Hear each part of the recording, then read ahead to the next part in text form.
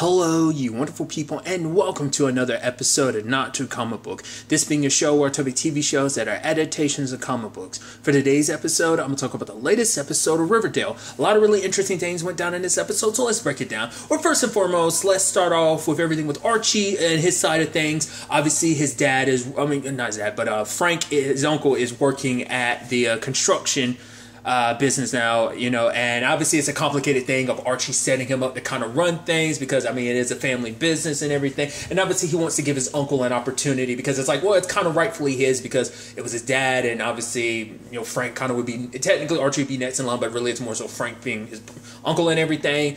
But obviously the problem is, former Sheriff Keller, Tom, because I'm trying to remember Keller's first name, Tom was kind of running things, and he kind of got shafted on that position because Archie brought in his uncle. But he's like, this is, kind of our, it kind of is rightfully as much his business than it is mine. So it's like, I kind of, and obviously he thinks it's going to be good. But obviously the complicated thing is obviously Tom knows all about Frank because he's had run-ins with Frank in the past. He's like, I've even arrested Frank on many different occasions back when I was sheriff and everything. Which also begs the question. I was about to say, who's sheriff now? Because I was like, the whole Minetta thing. I was like, I completely forgot for a second. I was like, right, FP is. I'm so stupid. Regardless, the fact of the matter is Tom isn't too keen on this. And obviously it's like, well, there's Christmas bonuses that obviously Fred would have taken care of. But obviously Archie's like, no, we'll get around to it. We'll find a way. But the complicated thing is they're just not making enough money, and obviously just things aren't being handled the way they need it to be because obviously, the business wasn't always in the best position, but Fred always found a way to kind of make a way around everything. They do end up getting a job position, but it would mean construction on a prison, which Archie wants to have nothing to do with because that's blood money. But obviously Tom is like, well, you have to work with some people you don't want to. But it's like, in the grand scheme of things, it's like, well, we're talking about Hiram Lodge. It's understandable why Archie, out of anyone, would super not want to work for Hiram Lodge. It's kind of like, considering the past and everything, literally considering everything that he's done, but at the same time, it's like, well, you kind of have to make a deal with the devil if you want, because obviously it's not just about Tom. For him, it's like, literally this entire business and its entire crew have monies, they have, lives, they have families that need to be taken care of, so it is a thing of, like, it's a complicated thing. I personally... Because Frank ends up siding with Archie, and I would side with Archie too, just because it's like, yeah, because you don't want that to turn into a complicated thing. Because, well, Hiram is very good at keeping things legitimate, but he's made a point that he's going legitimate, but we'll see. The fact of the matter is, you never know where that blood money comes from. That's the problem. So it's like, so it's a whole complicated thing, and obviously, people on the job end up hearing about, hey, we had this opportunity, but you didn't go for it. And it's like, yeah, we don't take those kind of jobs. And obviously it's causing some dissent amongst the ranks. It was already an issue just because it was already a money issue. But now it's like, wait, you're turning down good paying jobs? Like, what are you doing? Because I'm sure there's already going to be a little resentment towards Archie because it's like, yeah, I get it. This was your dad's company and everything, but you're just a kid. You don't really know anything. Even Home Dude was like, you need to kind of come down here and be with us because Archie's spending most of his time, if he's not in school, he's at the center. So obviously the person really running things is Frank, and Archie isn't really there because Archie knows a little more ins and outs of the business because at least he's been around Fred long enough to kind of know that, but also kind of be like, I guess it's almost like you're kind of leaving this all in your uncle's hands, but the fact of the matter is you haven't been on the ground with us to kind of see like what we're going through. I think it's just kind of like you need firsthand experience and reminder of just like, everything. That's what I think was kind of insinuated. Obviously, things get worse because Frank stole some money, but for him, it's like, I was just taking what was going to be my paycheck in the future to kind of help with the bonuses. Obviously, it leads to a slugfest between Tom and Frank. It gets broken up, but Tom leaves, and then he's like, if you guys are smart, you leave with me too, so that's definitely going to be an issue. But it turns out Frank stole the money because he was going to bet. He found a surefire thing. He wanted to have a means of making sure that everyone had a Christmas bonus, which Archie was like, wait, you were going to bet? And it's like, yeah, I get it. You go ahead, Archie. Go ahead and think the worst of me like everyone else. But it turns out in the end, his bet came through in the end, and he got 10 G's, so able to give everyone their Christmas bonuses. But for Archie, it's like, why you did it isn't a problem. It's the fact is that you did it. How you went about it was the issue. Because for him, it's like, this company is his father's legacy, and that's not how they kind of go about handling things. They would have found like a different way to go about it. Because for one, it's like you're risking money from the company on, yeah, you say it's a surefire thing, but there's never 100% a surefire thing. There's always a chance for things to go wrong, and you would have been, the business would have been worse off. It would have caused even more issues. So it's like, going forward, we're not going to do those type of things to get the money. We'll find other ways, because Archie's trying to keep up that honor that, because that's who his dad was. His dad was a very honorable dude, and he wouldn't have gone through such unreliable means to kind of make sure everyone was taken care of, But obviously Frank is like, yeah, okay. That's why I'm like, because I brought that up previously about how Frank was like, yeah, like you, me, and Mad Dog, are the type to kind of take risks. We take what life gives us, and we're willing to take whatever risk to get whatever we need to. And it's like that mentality. Obviously, Archie's kind of fighting back a bit against that. So I don't know. It's a complicated thing, because you still kind of feel like, just because of all you've heard about Frank, because Archie's like, my dad was all about giving people a second chance, so that's what this is for Archie. He's giving his uncle a second chance when no one else is willing to give him one, because the fact of the matter is, because Tom, as well as many others, know that Frank's had more than 2 chances. He's had 3, he's had 4, he's had 5, and probably more so than that. He's always had many chances, and it's just kind of, for them, it's just like, he just comes around now that Fred's not around to kind of say no. And sadly, Archie, because Archie's getting something, it's almost like having it, like, it's not the same as having his dad around, but it's almost the same, because I'm sure, like, when he was seeing his uncle cooking, like, looking at him from behind, it probably made him almost feel like his dad was there.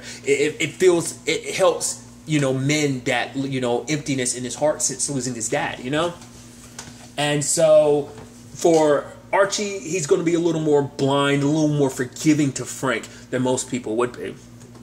We'll see kind of what ends up coming about that. But even Tom was like, yeah, I'm not going to come back to the job. Like, if your uncle is still going to work there, I can't be there. And the fact of the matter is, I hope that things don't go wrong with the business. I hope, your father's business doesn't end up suffering. It's like, that's kind of crappy of you to say it like that, but I get it. Like, it's just, I don't know. I feel like if you feel that strongly and you're kind of worried about Archie and everything, but I guess for him it's like, Archie, you're a kid and everything, but at the same time it's like, you gotta, if you want to make these decisions, I can't get in the way, because it's a family thing, but it's, it's a family business and everything, so what Archie says kind of goes in the grand scheme of things. Like, I guess for Tom, he feels like he kind of has no place to really say anything, so it's like, if you won't kind of listen to my advice, then it is what it is. So we'll see on that front where things kind of go there. But on the other side of things, well, we have Veronica and Cheryl running their business. Obviously, they got it tested, so there is a 51%. Because of the maple, it kind of makes up 51% of the formula of the rum, making it different enough so that they can't be sued over it. So they kind of rub this in Hiram's face. Terrible mistake. Don't bare your teeth at your enemy, because they're likely to kind of bare theirs back and most likely bite. And what does Hiram do? He bites. And the fact of the matter is, he shows up, and it's like, oh, because basically their way to kind of get around him is basically turn Lavonderie into a dance club and to give it free samples of alcohol. I mean, it's like, technically they're not selling it, but I guess the argument could be made that you still have liquor on in this area, even if you're not technically selling it. The fact is, I guess even free samples will probably still be part of consider, because it's probably part of a sales pitch of like, oh, taste this free sample. Eventually, you can buy some from it. So I think it kind of all fits in that category of why Hiram could wiggle his way to kind of do what he did. Sledgehammer and everything, smashing the bottles. It's like, that's super shitty. I mean, the problem is, for one, Veronica's at a disadvantage, because it's like, well, your dad's as kind of the mobster, the gangster that he already is, and on top of that, he's mayor, so he has even more power to flex, to kind of do whatever he wants to. So kind of impeding you in any way was already going to be an issue just on his own, but now that, him being mayor on top of that makes it even worse. And it's so interesting, because I think in the long run, Hiram thinks that if he crushes her, eventually she'll come crawling back and be like, oh, you can be my mija, you can be my little girl again, and we can flourish together. But it's like, I don't know. Or maybe in his own twisted mind, he thinks, oh, this is going to push Veronica, is going to make her stronger, which is, once again, in his mind, it's like she's a reflection of him. So it's like, oh, through adversity, you'll rise and grow. So everything I'm putting you through is for the fact is I want you to prosper. But at the same time, it's almost like, but then it kind of makes you think like, well, I don't want you to prosper too much. I want you to prosper and everything, but I want you to prosper under my tutelage so that your growth is a more reflection of my growth. So it's like, you growing means I'm growing and making more of a money and profit this whole situation. And that's how I see it. What's interesting, though, is the problem is Hiram's not only against Veronica, he's against Cheryl. And we know Cheryl doesn't take things lying down. Like, the fact of the matter is, Cheryl strikes back. And Cheryl, when she wants something, when she wants her way, she gets her way. You know, so it's like, this is the ultimate tag team duo. So they're finding a way around it. So they're basically going to make Labanui kind of a front in a sense of like, oh, look at Labanui. Obviously, Hiram's going to raid it as often as possible to make sure they're not doing stuff. But it's like, well, keep Labanui kind of going and make it kind of distract him. And while he's so focused on Labanui, we're over here doing our own thing.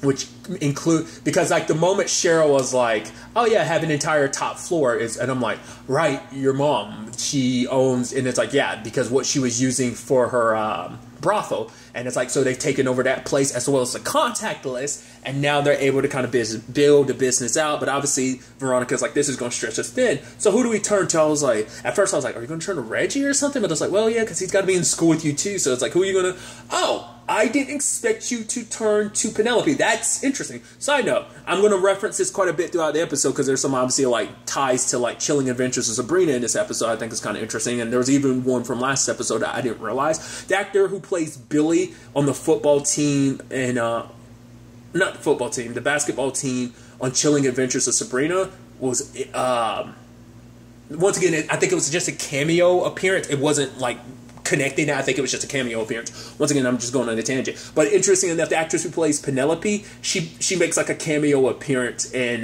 part 3 of Chilling Adventures of Sabrina. So I just thought it was kind of interesting. Like I said, more on that soon enough. But yeah, I even love Veronica's like, your mom's a murderer. And it's like, well, yes, so is Betty's. And so is yours. So it's kind of like, we really don't have any room to judge. All our parents are kind of murderers. So it's like, all right, Mom, get you out of this place. Because I legitimately forgot Cheryl threw her down there and left her there. I was like, I legitimately forgot about that. Because it's been a while. I completely forgot about that. And so now Cheryl's got her wearing a mask. Because it's like, well, the last thing you want is anyone knowing your identity. Because the moment people see your face, you're going to get turned in. Because, yeah, you're still super wanted, Mom. So it's like, think of this as a means of kind of, you know, clearing your debt with me and to society. And I guess the moment she's done, Cheryl will let her go and be like, yeah, go do whatever you want to, Mom. So, but the problem is it's your mom. It's Penelope. Penelope can't be trusted, you know?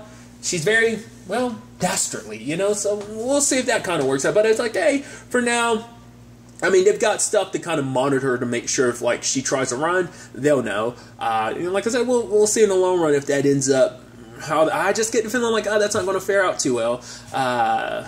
Seems like, you know, family's kind of becoming an issue for a lot of people. It kind of became an issue for Betty in this episode. It's a problem for, it's going to probably eventually turn into a problem for Cheryl because it's always been a problem with her and her mom. Obviously, Archie's kind of experiencing some difficulties with its uncle. And like I said, things are good. We'll see how long that lasts. So there's that side of things. And then on the other side of things is Betty's quest to destroy Brett, because now it's like the quiz, and obviously they're working their way through the rankings, but Brett, being the douche he is kind of like, oh, trying to rub it in her face, because it's like, oh man, I can't, like, wait till, like, you know, like, he's just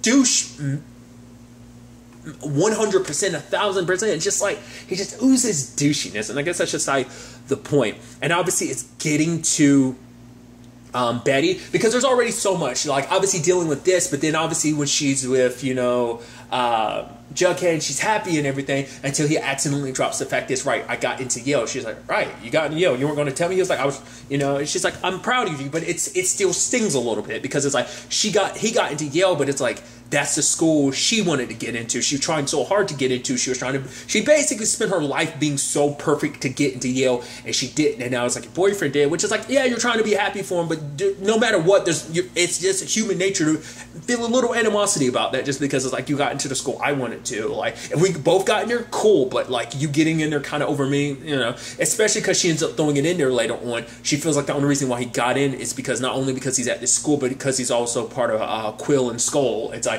this secret society is what gave you the edge, and I think it did. You know, because I mean, I don't know if Jughead really ever had any intentions of going to like such a highbrow school like Yale. Maybe he did, but it just seemed like, you know, because at first it's like, well, his book like idea kind of got like thrown away in a sense that like, oh, it's too soft or whatever. It's like, No, it's really not too soft because it's like, oh, the boy in the river, which I'm assuming that's which is so interesting because like I'm assuming that was going to be about Jason, which obviously that is not a soft story. That's actually a very heartbreaking and crazy story in the grand scheme of things. But basically, it's like you got to find something else to write about. He tries to pick serial killers because Charles helps him pick out some serial killers, but obviously the people that were kind of like, nah, that's not going to work. And it's like, DuPont's like, oh, pick something more personal, from your life. And he picks the Black Hood. Because initially that was kind of a thought of like, oh, why don't you use that? But obviously Jughead was like, I'm not going to use my girlfriend's tragedy in her personal life as a means of writing a book. But he kind of does it. He changes enough to be like, Brown Hood. And they're like, yeah, we're good on that. He's like, no, we can find our dad. Nope, let's get started on our dad. That sounds like $1 million idea. But that's the thing.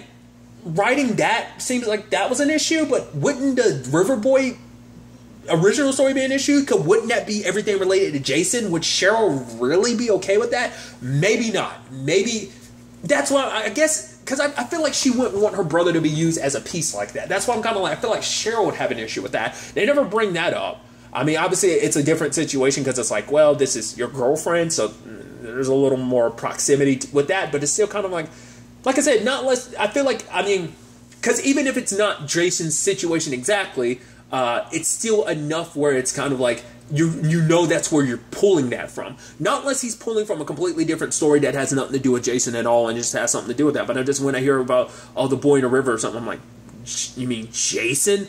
Like I said, I'm sure that'd be issues all on its own. But yeah, obviously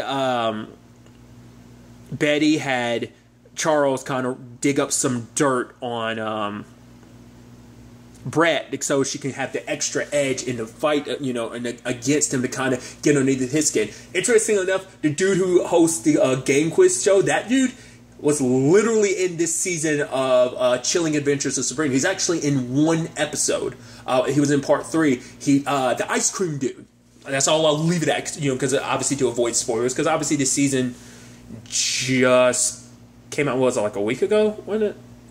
Almost a week ago. It's been a couple days, but still, just in case someone hasn't watched all of it yet. So I thought that was just kind of interesting. I was like, hey, hence why I was talking about more cameo appearances and stuff like that. I thought it was kind of interesting. Like, that's not meant to be connections, especially, so it's meant to just be like little cameo appearances, like, having fun with that. I like that, just kind of accepting that that's what it is. Regardless, tangents and all that. But obviously Betty found out that Brett kind of like cheated his way to get into the stone wall, because the fact of the matter is, it's kind of like, because basically it seems like he's never done anything of his own merit. I mean, granted, you kind of feel sorry for him because you heard that, the dark story that he ended up telling. But at the same time, you're like, well, I think it is true. But at the same time, it's kind of like, I think that story is what kind of morphed him in kind of the psychopath that he is, sadly.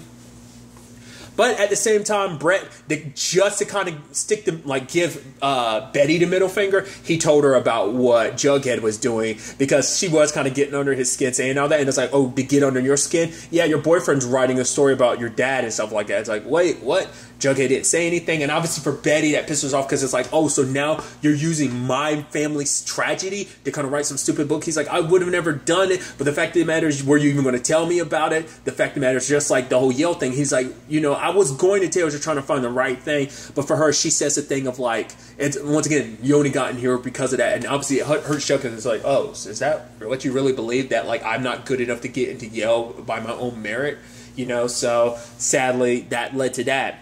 But obviously Charles looks into it for Betty and found out the reason why she got rejected. It wasn't because of grades or anything. It's because of her dad. Because they didn't want to take the chance that she gets invited to Yale, and then eventually the secret about who her dad is, his identity kind of gets revealed. It's like, oh, her dad was this infamous serial killer in Riverdale.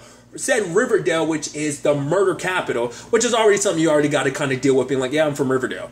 Riverdale? Oh my god, I heard that place is the murder capital. And then it's like, wait, your dad was oh my god, your dad was a serial killer. Like, to be fair, even if like that wasn't already an issue for the school and all, I think it would sadly it would have been an issue for Betty. People would have thrown that all over her face. And I mean, because look at even that Moose, like, because that was the thing, like the Moose had everything kind of thrown at him about his, you know, his dad potentially being the Gargoyle King and, you know, that whole thing. So that kind of stuck with Moose. So the same thing would have happened to Betty. So it's kind of, maybe this is kind of the better option, but it still sucks. And for Betty, it's like knowing that no matter what she does, her dad corrupted and messed up her past, kind of messed her up. He messed up her present because I got to live present day with this. But not only that, my entire future will forever be dictated by you. You're dead and gone, yet you're still screwing me over. The fact of the matter is she can't escape being his daughter, and it's going to follow her for the rest of her life. It's not just this. Her future will always be burdened by, oh, you're the Black Hood's daughter. And so she proceeds to smash his tombstone, and, you know, obviously her mom is there to kind of calm her down, and obviously Jughead's there for her, you know. But when the time comes, they're playing, you know, the quiz time comes, and, you know, Jughead got like a recruiter there, so it's like all Betty has to do is do her thing, which obviously Betty goes into this like kind of answering away, because we saw it kind of happen before, because it seemed like it was a team effort before, but eventually just getting so pissed at Brett, seeing him there at one of the matches pissed her off, so she kind of went to, oh, I'm gonna answer this. Then it kind of went back and forth between Brett and her, like them kind of answering, because it's just them trying to show each other up. And then, like, you know, and I even love Tony's like, what's the point? Like, it's almost like, you know, I think it was like Cheryl was like, what's the point of us? What's the point of us even being here? I'll get to the whole Alice thing soon enough, but circling back around to it. I love, like, obviously, Veronica misses something. Home Dude from Stonewall misses something. And I love, Brett being like, no, you idiot, it's this, you jackhole or something, it's this. And then the girl beside him is like, actually, it's not. And then they hear the real answers, and she's like, see, I got it right. It's like, and even me is like, ha, you freaking idiot, you're an idiot, Brett. I don't know why. It's just kind of like, see, even you were wrong. But when it comes down to, like, you know, the sudden death match, the one last question, Betty ends up winning it. So that's awesome. And the interesting thing is, circling back, Alice, trying to give her the edge, ended up giving her the cheat sheet. And I was like, oh, hopefully, but Betty turns out she didn't use it, which I'm like, okay, good. Because, you know, personally, Betty being who she is, she would never forgive herself if she used it, because there's always going to be a part of her of like, could I have beaten Brett without cheating? I will never know. I would have robbed myself of that opportunity. And for her, being able to beat him without cheating, I was going to feel that much better. But I was like, oh, this is going to get found out somehow. I figured as much. But it's like, oh, no, looks like everything's fine. Everything's down. Oh, man, look, everyone's celebrating you at school. Yeah, it's so awesome, it's so good. And then, like, Honey is like, yep, boom, cheap sheet. It's like, it's pieced together and everything's like, Brett's a piece of crap. Alice ended up getting kind of temporarily suspended from her job. Betty ended up getting suspended. Her win was canceled, and so it went to Stonewall. So Brett, being the piece of crap he is, like, ended up winning because regardless of her merit or whatever, the fact is they're not going to believe her just because it's her word against theirs, and just the evidence speaks for itself. So it's like, it's kind of a bummer, dude. It's like, it's sad because she didn't cheat, but it doesn't matter. You know, it's almost sad because it's like Alice's attempt to kind of make things better ended up, screwing him over. But to be fair, it's like, but the thing I'm wondering is, how did Brett know to go looking? That's the question. Like, whoever Alice got the answers from had to have told Brett or something, because it's like, I was thinking, not unless they did something dirty and, like, they actually took an answer sheet and just tore it up and then pieced it together, be like, oh, look what we found. I mean, they said they found it in Betty's trash can, which is still a possibility, but I'm like, I don't know. So, obviously, Jughead is not too happy about this, so he challenges, Brett to a full-blown duel, and it's like, okay. And so that's it. I kind of halfway expected at any point in time Jughead to, like, punch him in the face or something. I don't know. I just kept halfway expecting that, but he never did. Because I'm just kind of, to be fair, Archie literally punched him in the face. Was it last episode or the episode before last? Regardless, like, Archie kind of landed a punch on him, and I was kind of like, yeah. It's like, once again, I feel so bad because it's not the actor. It's obviously, it's legitimately the character. It's just like Brett's such a snobbish dude. You want to punch him in the face. It's that type of thing, so.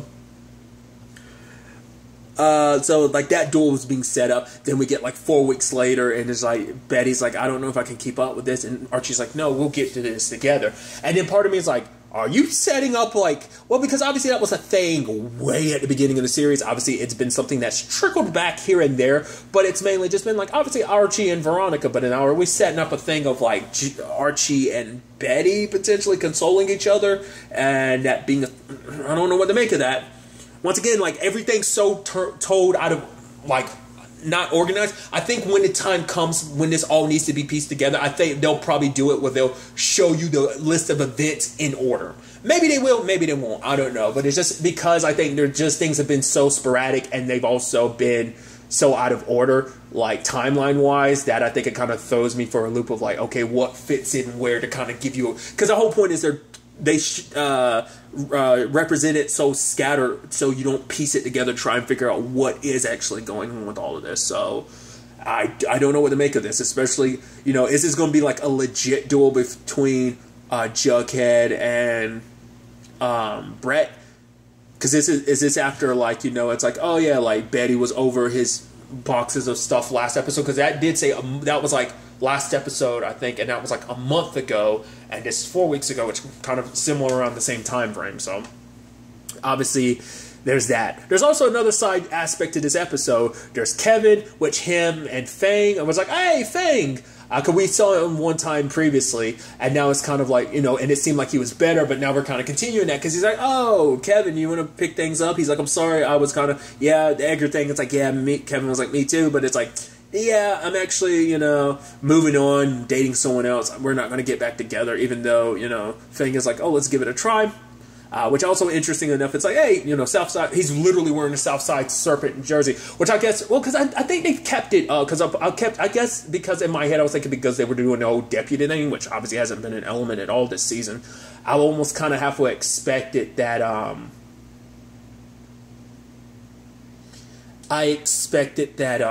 now I'm sitting here thinking about it, the actor who played Kurtz, that's actually, because I was thinking that was the actor who played Holden's brother Luke, Robin is the actor who played Kurtz in Riverdale, isn't he? Robin, who's a new character in part 3 of Chilling Adventures of Sabrina. I didn't even piece that together to him just now. I was like, that's the actor, right?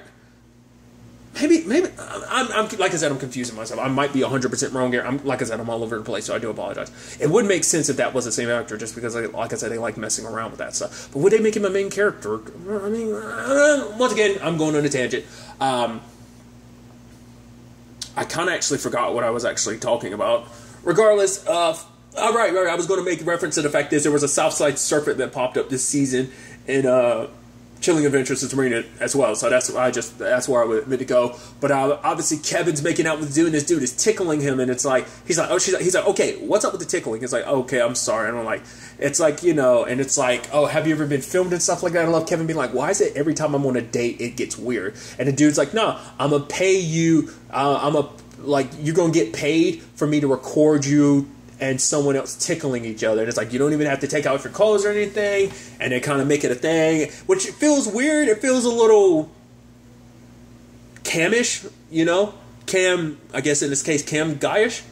Are there male Cam guy models? I know there's Cam girls, but are there Cam guys? I've never thought, honestly, it's weird. I've honestly never thought about that. I mean, I guess just because of my own preferences, that's why I've never thought about it, but it's just like, I don't know, that just clicked in my head. I mean, but I just thought it was interesting because basically it's like, you know, it's like, I mean, and honestly, it's on the safer side. It's just tickling, but it's like, maybe not end up becoming something else. Maybe go a little darker, you know. Maybe like, oh yeah, and tickling is fine. Now go a little further for a little extra money, and then it kind of starts going in that darker territory. You're like, yeah, it feels a little, personally, it just kind of feels a little prostitution-y, you know. That's just how I'm feeling about it, you know, not trying to like burst the bubble or anything. That's why I just feel like it's starting to go down that lane. Maybe not. We'll see. But the fact of the matter is, when it's all said and done, you know, Kevin brings Fang in on, because it's like he'd rather do this with someone that he's more comfortable with, especially he's going to be making like, what, $5,000 all the time like that. That's pretty impressive. It's also because Kevin's got a very like, and I love the dude being like, oh, it was his name Darius. It's like, yeah, you got a very nice laugh, and just like getting very specific of it, I guess, because like, oh, his laugh is very like, oh, like, I guess it's almost, maybe, I'm looking at it from a very sexual standpoint.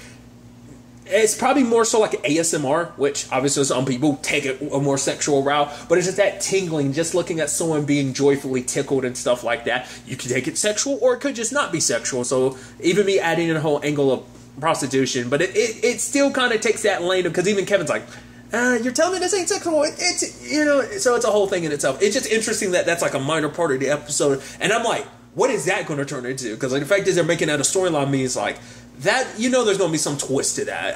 In what shape or form, I don't know, but I don't think everything's going to be nice and pleasant. But, you know, we'll see ultimately where that ends up going. We're going to see where all this ends up taking us going forward into the next episode. But really, that's all I want to talk about. Till the next time we meet, be happy, be safe, live life to the fullest, and enjoy it. Good day, and goodbye.